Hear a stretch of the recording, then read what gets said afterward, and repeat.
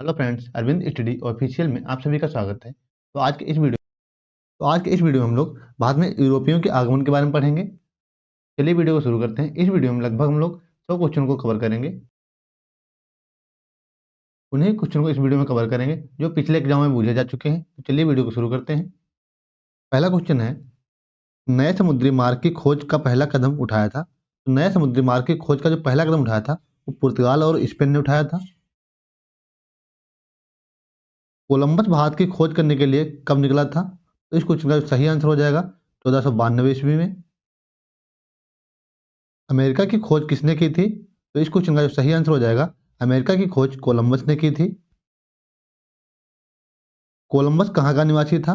तो इस क्वेश्चन का जो सही आंसर हो जाएगा वो स्पेन हो जाएगा। कोलंबस जो था वो स्पेन का निवासी था। वास्को डी गामा भारत कब आया था? तो वास्को डी गामा जो था वो भारत 1498 ईस्वी में आया था। वास्को डी गामा भारत में सर्वप्रथम किस स्थान पर पहुंचा था? तो इस क्वेश्चन का जो सही आंसर हो जाएगा, कालीकट के तट पर पहुंचा था। वास्को डी गामा का कालीकट में स्वागत किसने किया था? तो वास्को डी गामा का कालीकट में स्वागत वहां के शासक जमोरिन द्वारा किया गया था।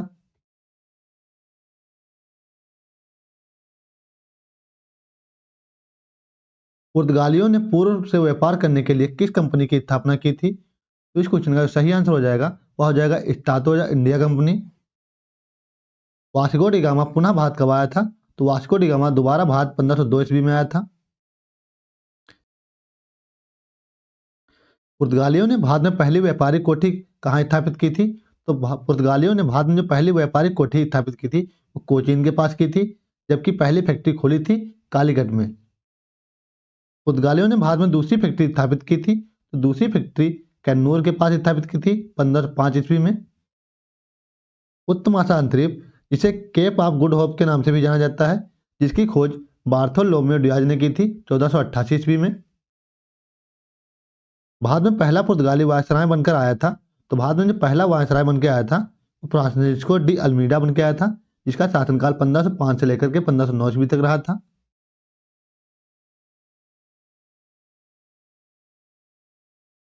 फ्रांसिस्को डी अल्मीडा ने भारत पर प्रभुत्व स्थापित करने के लिए किस नीति का संचालन किया था? तो फ्रांसिस्को डी अल्मीडा ने ब्लू वाटर पॉलिसी का उपयोग किया था।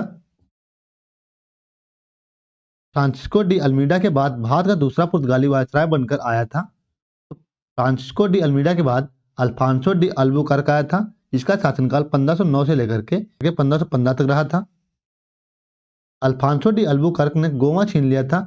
तो अल्फांसो डी अल्बुकर्क ने गोवा छीना था बीजापुर के शासक यूसुफ आदिल शाह से। भारत में पुर्तगाली साम्राज्य का वास्तविक संस्थापक माना जाता है। तो भारत में पुर्तगाली साम्राज्य का जो वास्तविक संस्थापक था वो अल्फांसो डी अल्बुकर्क को माना जाता है। पुर्तगालियों को भटकल में दुर्ग बनाने की अनुमति दी थी। तो पुर्तगालियों को भटकल में दुर्ग बनाने की जो अनुमति दी थी वो विजयनगर के शासक कृष्णदेव राय के द्वारा दी गई थी। भारत में अल्फांसो डी अल्बुकर्क के बाद पुर्तगालियों का सबसे महत्वपूर्ण वायसराय था।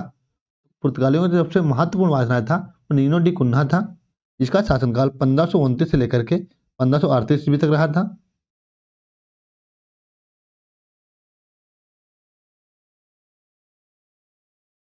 कोचीन के स्थान पर गोवा को पुर्तगालियों की राजधानी बनाया था। तो कोचीन की जगह पे गोवा की राजधानी बनाया गया था नीनो डी कुन्हा के द्वारा, जो 1530 में बनाया गया था।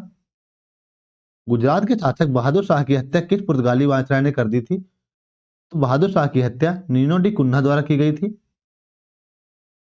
किसके आगमन से भारत में जहाज निर्माण तथा प्रिंटिंग प्रेस की शुरुआत हुई थी? तो पुर्तगालियों के आगमन से भारत में जहाज निर्माण और प्रिंटिंग प्रेस की शुरुआत हुई थी। वह स्थान जहां 1632 ईस्वी में शाहजहां ने पुर्तगालियों को भगाया था, वह स्थान था हुगली। हुगली से शाहजहां ने पुर्तगालियों को भगाया था। वर्ष 1661 में वह पुर्तगाली राजकुमारी जिसका विवाह ब्रिटिश राजकुमार चार्ल्स द्वितीय से हुआ था, वह थी कैथरीन। कैथरीन का विवाह ब्रिटिश राजकुमार चार्ल्स द्वितीय से हुआ था। पुर्तगाल ने किस भारतीय क्षेत्र को ब्रिटेन को दहेज के रूप में दे दिया था? तो पुर्तगाल ने मुंबई को दहेज के रूप में दिया था। पुर्तगालियों के बाद भारत में आने वाले यूरोपीय थे। तो पुर्तगालियों के बाद भारत में आने वाले यूरोपीय थे डच।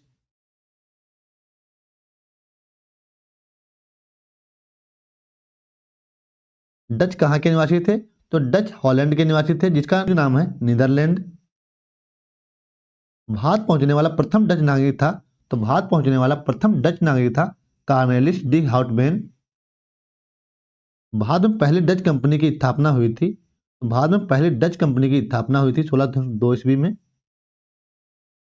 भारत में स्थापित डच कंपनी का क्या नाम था? तो भारत में जो डच कंपनी थी उसका नाम था वरिंगदे ओस्ट इंडस कंपनी।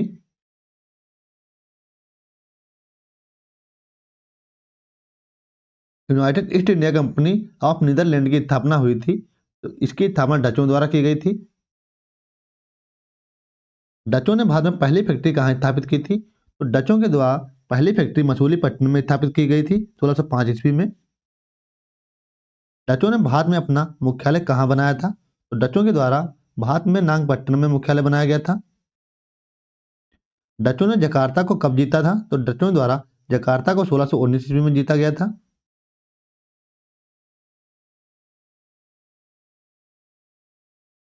डच भारत से मुख्यतः किन चीजों का निर्यात करते थे? तो डच भारत से नील, सोरा और सूती कपड़ों का निर्यात करते थे। भारत में सूती वस्त्रों को निर्यात की वस्तु बनाने का कार्य था डचों का। डचों का भारत में अंतिम रूप से पतन हुआ था, तो डचों का जो अंतिम रूप से पतन हुआ था वो 1759 ईस्वी में हुआ था, बहदरा के युद्ध के बाद। डचों के बाद भारत में आने वाली यूरोपीय शक्ति थी, वे थे अंग्रेज। जहांगीर ने अंग्रेजों को फैक्ट्री खोलने की इजाजत दी थी, तो जहांगीर के द्वारा फैक्ट्री खोलने की इजाजत सूरत में दी गई थी। हाकिंस किस जहाज का कैप्टन था? तो हाकिंस हेक्टर जहाज का कैप्टन था। टॉमस रो जहांगीर के दरबार में कब आया था? टॉमस रो जहांगीर के दरबार में 1605 ईस्वी में आया था। अंग्रेजों ने मद्रास में व्यापारिक कोठी खोली थी, तो अंग्रेजों के द्वारा मद्रास में फैक्ट्री खोली गई थी 1639 ईस्वी में।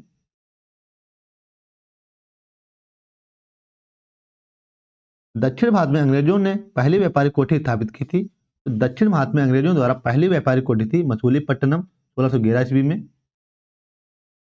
अंग्रेजों की मद्रास की व्यापारिक कोठी का क्या नाम था? तो अंग्रेजों की जो मद्रास की व्यापारिक कोठी थी उसका नाम था Fort Saint George. East India Company ने ब्रिटिश सरकार से मुंबई को प्राप्त किया था, 1668 ईस्वी में प्राप्त किया था। सूतानती, कलिकाता और गोविंदपुर की जमींदारी अंग्रेजों को प्राप्त हुई थी, तो यह प्राप्त हुई थी 1698 ईस्वी में अजीमुर शान से।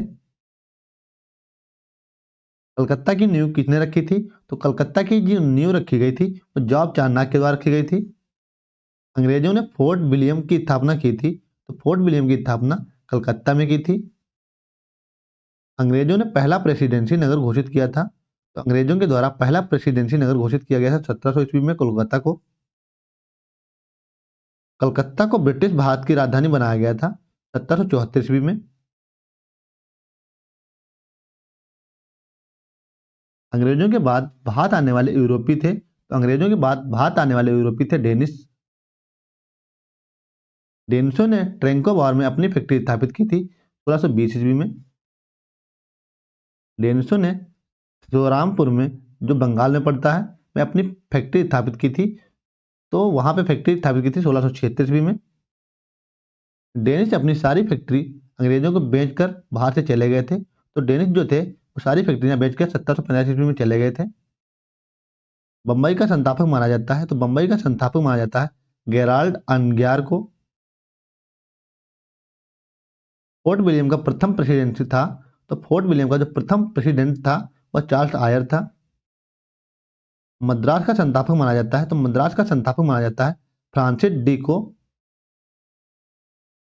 पांडिचेरी का प्रथम फ्रांसीसी गवर्नर था, तो पांडिचेरी का जो प्रथम फ्रांसीसी गवर्नर था वह फ्रेंको मार्टिन था। वह यूरोपीय कंपनी जिसने भारत में सबसे बाद में प्रवेश किया था, तो यूरोपीय कंपनी भारत में सबसे बाद में प्रवेश करने वाली थी फ्रांसीसी company. French east India company की स्थापना हुई थी, तो फ्रेंच ईस्ट इंडिया कंपनी की स्थापना हुई थी 1664 ईस्वी में। भारत में प्रथम फ्रांसीसी फैक्ट्री की स्थापना की गई थी। भारत में प्रथम फ्रांसीसी फैक्ट्री की स्थापना सूरत में की गई थी 1668 ईस्वी में। फ्रांसीसियों ने दूसरी व्यापारिक कोठी कहाँ स्थापित की थी? तो फ्रांसीसियों के द्वारा व्यापारिक कोठी मसूलीपट्टनम में स्थापित की गई थी, यह दूसरी फैक्ट्री थी। फोर्ट लुई नामक किला बनवाया था। तो फोर्ट लुई नामक किला बनवाया था फ्रांसीसियों ने, जो पांडिचेरी में बनवाया था। चंद्रनगर की सुप्रसिद्ध फ्रेंच कोठी को कहा जाता है, चंद्रनगर की जो सुप्रसिद्ध कोठी थी उसे कहा जाता है फोर्ट ओरेलियस। वह फ्रांसीसी गवर्नर जिसने भारत में फ्रांसीसी शक्ति का सर्वाधिक विस्तार किया था, तो वह था डुप्ले। डुप्ले द्वारा भारत में सर्वाधिक फ्रांसीसी शक्ति का विस्तार किया गया था। फ्रांसीसी ईस्ट इंडिया कंपनी की स्थापना फ्रांस के किस शासक के शासनकाल में हुई थी? तो लुई 14वें के शासनकाल में हुई थी।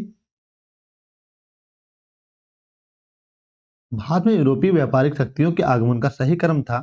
भारत में जो यूरोपीय कंपनियों का सही क्रम है, सबसे पहले पुर्तगालियों का आगमन हुआ भारत में, उसके बाद में डच, उसके बाद में अंग्रेज, अंग्रेजों के बाद में डेनिश, उसके बाद में फ्रांसीसी।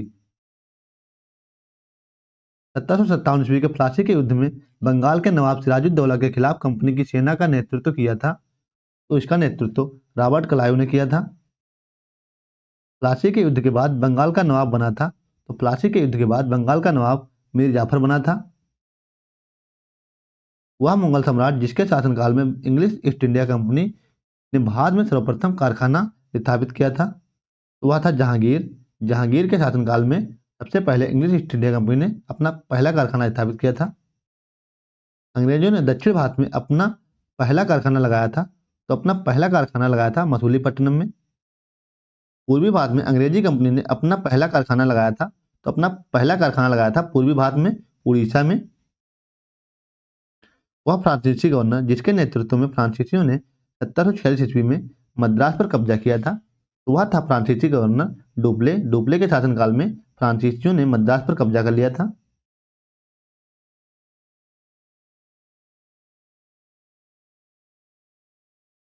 भारत में फ्रांसीसियों ने अपना सबसे पहला कारखाना लगाया था, तो भारत में फ्रांसीसियों के द्वारा सबसे पहला कारखाना लगाया गया था सूरत में।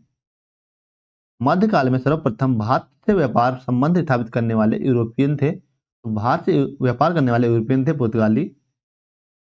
वह यूरोपीय व्यापारिक कंपनी जिसने सूरत में सर्वप्रथम कारखाना स्थापित किया था, तो वह थे अंग्रेज। बंगाल की खाड़ी में समुद्री डकैती हेतु हुगली को उपयोग करते थे, तो यह पुर्तगालियों के द्वारा उपयोग किया जाता था। वह अंग्रेजी अधिकारी जिसने पुर्तगालियों को स्वाली के स्थान पर हराया था, तो वह था थॉमस बेस्ट। बंगाल में द्वैत शासन की समाप्त करने वाला ब्रिटिश गवर्नर था, तो बंगाल में द्वैत शासन को समाप्त करने वाला ब्रिटिश गवर्नर था वारेन हेस्टिंग।